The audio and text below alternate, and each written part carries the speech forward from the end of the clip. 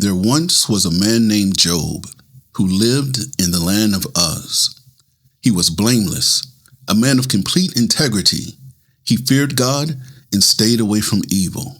You would think that's the start of a great, inspiring story. But if you do know the book of Job, if you do know the story, you know what Job went through. You know what happened to him, you know what he lost, but then at the end you know what he gained. Let's talk about it. You were given talents. What did you do with them? Did your gifts grow? Or did you place them in a hole? Increase, multiply, occupy till he comes. That's the goal of the talented servant. That's the goal of the talented servant. That's the goal of the talented servant. That's the goal of the talented servant.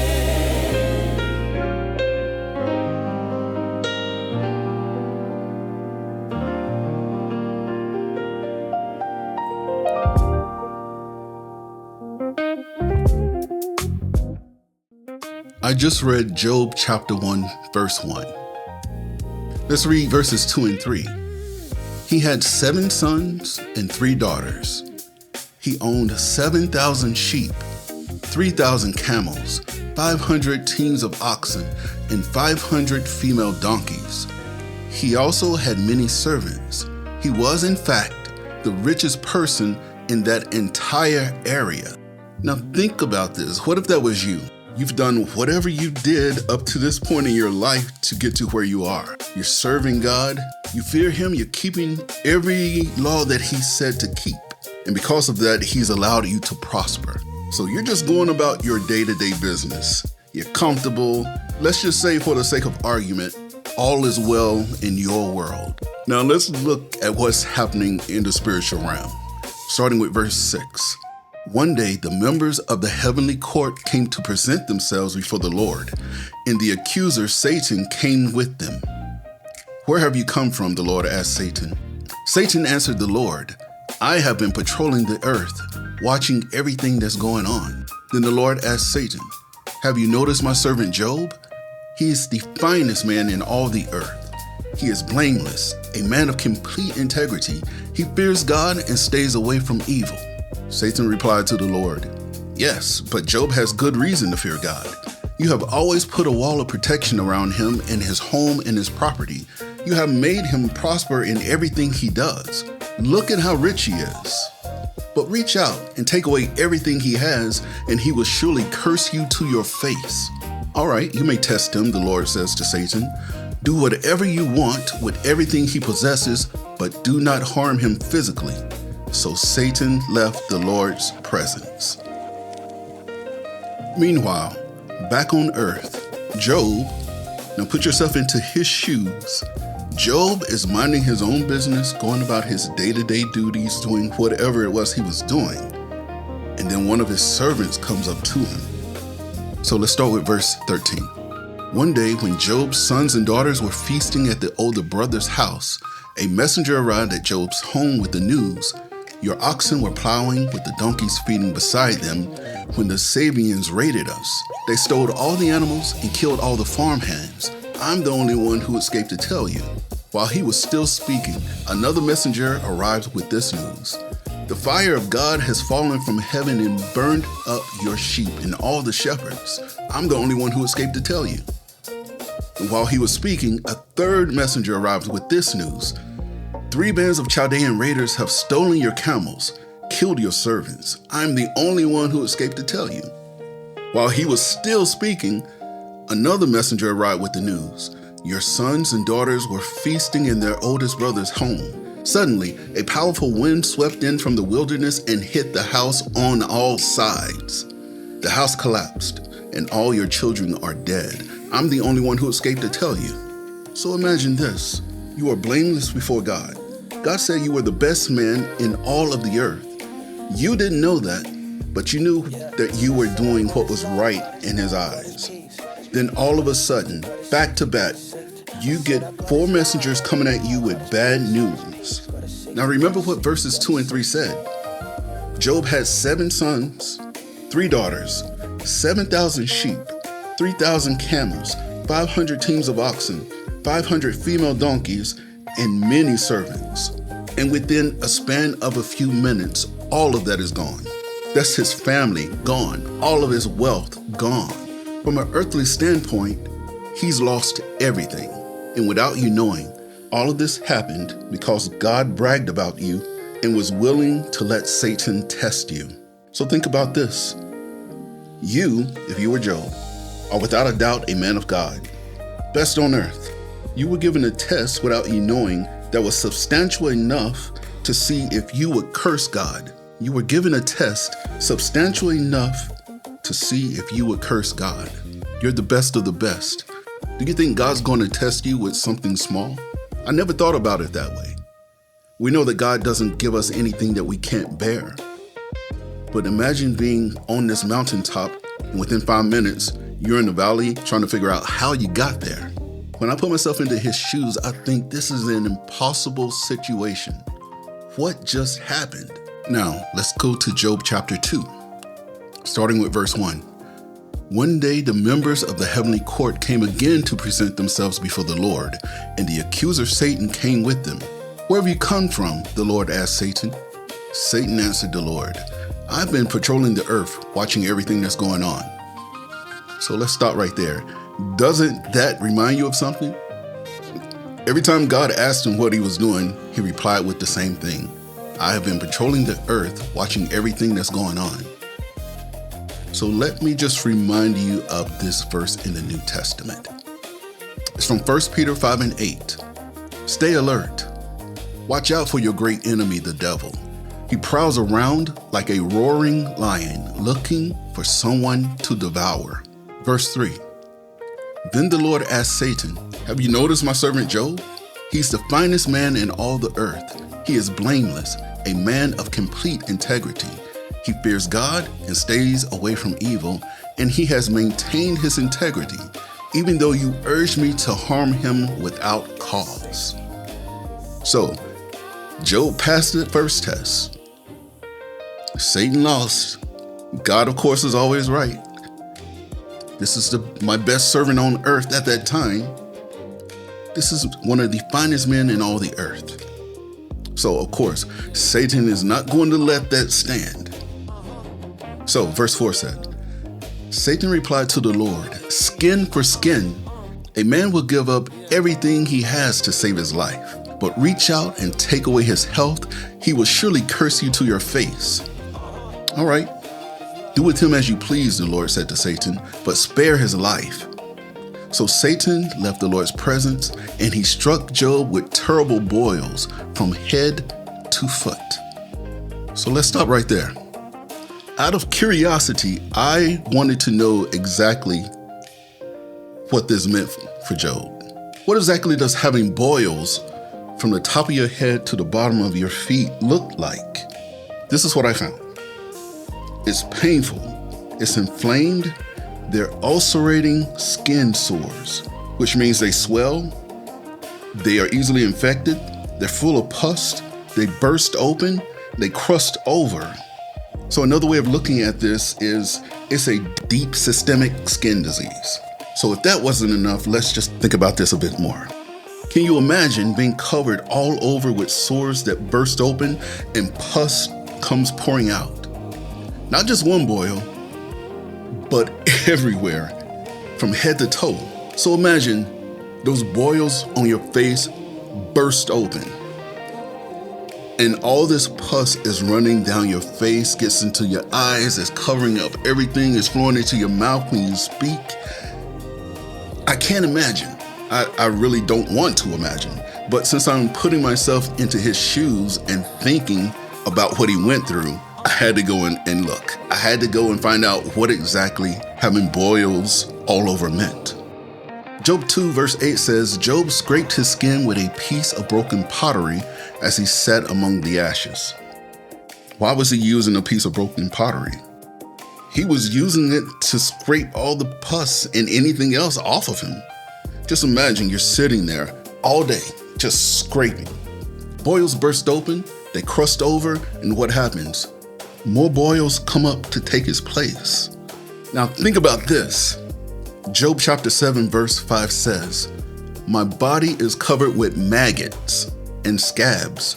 My skin breaks open, oozing with pus." Can you imagine? You're already dealing with boils. You're dealing with all the pus that you're covered with. You end up being covered with maggots. And those boils that burst open are scabbing over. Your skin is broken and festering. Now look at Job chapter 30, verse 17. "At night my bones are filled with pain, which gnaws at me relentlessly."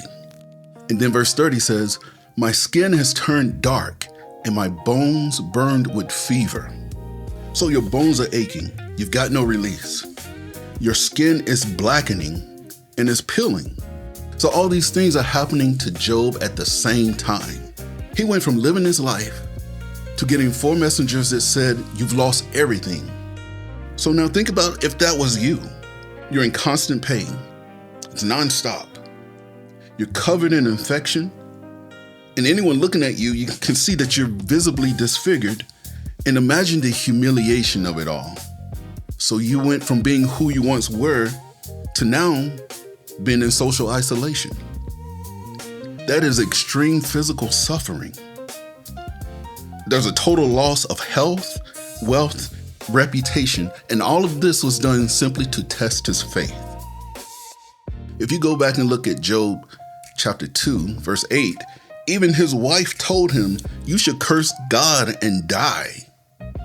But he never sinned by blaming God. He never sinned by cursing God.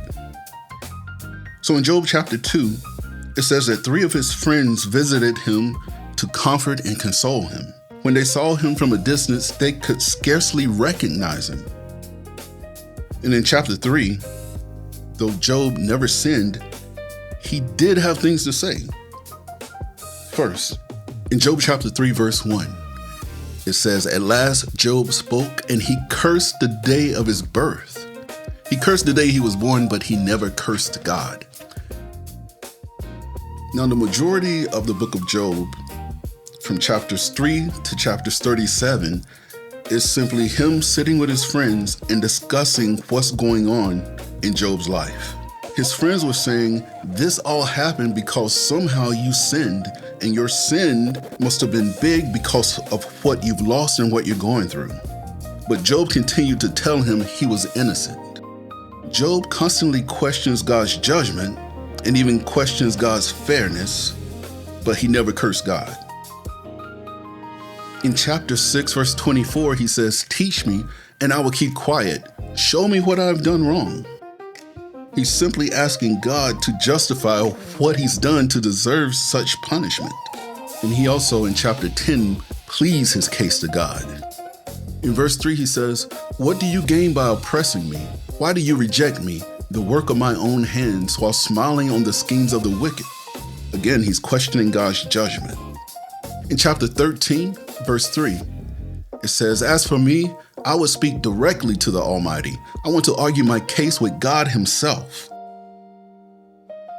In chapters 38 to 41, God finally speaks. Job finally gets his answers. Then the Lord answered Job from the whirlwind, "Who is this that questions my wisdom with such ignorant words? Brace yourself like a man, because I've got some questions for you, and you must answer them. Where were you when I laid the foundations of the earth? Tell me, if you know so much. Who determined its dimensions and stretched out the surveying line? Who supports its foundation, and who laid its cornerstone, as the morning stars sang together and all the angels shouted for joy? Who kept the sea inside its boundaries as it burst from the womb, and as I clothed it with clouds and wrapped it in thick darkness?" Literally, all of chapter 38 is God asking Job these questions. And he's doing this simply to say, who are you to question me? I'm going to do what I'm going to do. In chapter 40, verse 1, then the Lord said to Job, "Do you still want to argue with the Almighty? You are God's critic, but you don't have the answers." Now Job is finally coming to his senses. In verse 4, he says, "I am nothing. How could I ever find the answers? I will cover my mouth with my hand. I have said too much already. I have nothing else to say." So you would think that would be the end of the conversation. But again, verse 6, God starts up again. Then the Lord answered Job from the whirlwind, "Brace yourself like a man, because I have some questions for you, and you must answer them. Will you discredit my justice and condemn me just to prove you're right? Are you as strong as God? Can you thunder with a voice like his? All right, put on your glory and splendor, your honor and your majesty. Give vent to your anger. Let it overflow against the proud. Humiliate the proud with a glance. Walk on the wicked where they stand. Bury them in the dust. Imprison them in the world of the dead. Then even I would praise you, for your own strength would save you." Verse 11 says, "Who has given me anything that I need to pay back? Everything under heaven is mine." And in chapter 42, verse 1, "Then Job replied to the Lord, I know that you can do anything and no one can stop you. You ask, who is this that questions my wisdom with such ignorance? It is I, and I was talking about things I knew nothing about, things far too wonderful for me. You said, listen, and I will speak. I have some questions for you, and you must answer them. I had only heard about you before, but now I see you with my own eyes. I take back everything I said, and I sit in dust and ashes to show my repentance." So Job went through all these things. He didn't know why all this tragedy happened to him. He didn't know he was being tested. His friends are blaming him, saying he did something so heinous that he deserved everything he got. And when God finally speaks, he doesn't say, "Job, I'm happy with you. I hold you in high regard." Instead, God says, "Who are you to question me?" And it's like God put out his resume and was just saying everything he's done. All the great and mighty things he's done. Not everything he's done, but just a few of the things that he can do and is still doing, and they are the most impossible of things. Finally, Job understands. God, I'm sorry. I have no answers for you. None at all. But I repent, and I'll just sit here and lament. Now let's go down to verse 10 of chapter 42. The Lord restored his fortunes. In fact, the Lord gave him twice as much as before. Then all of his brothers, sisters, and former friends came and feasted with him in his home, and they consoled him and comforted him because of all the trials the Lord had brought against him. And each one of them brought him a gift of money and a gold ring. So the Lord blessed Job in the second half of his life even more than in the beginning. For now he had 14,000 sheep, 6,000 camels, 1,000 teams of oxen, and 1,000 female donkeys. He also gave Job 7 more sons and 3 more daughters. Verse 15, in all the land, no women were as lovely as the daughters of Job. Job lived 140 years after that, living to see 4 generations of his children and grandchildren.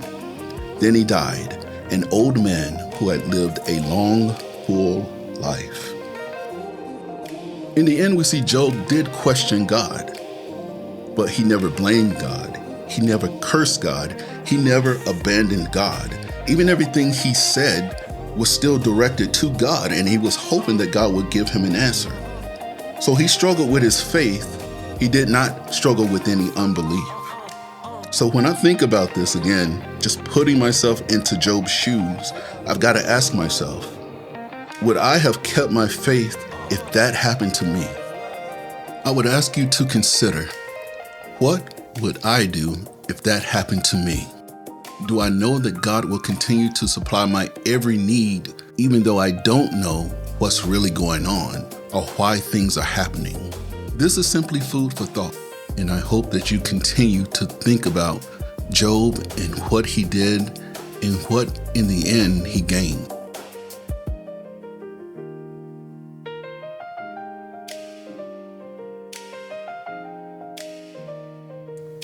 This has been the Talented Servant Podcast.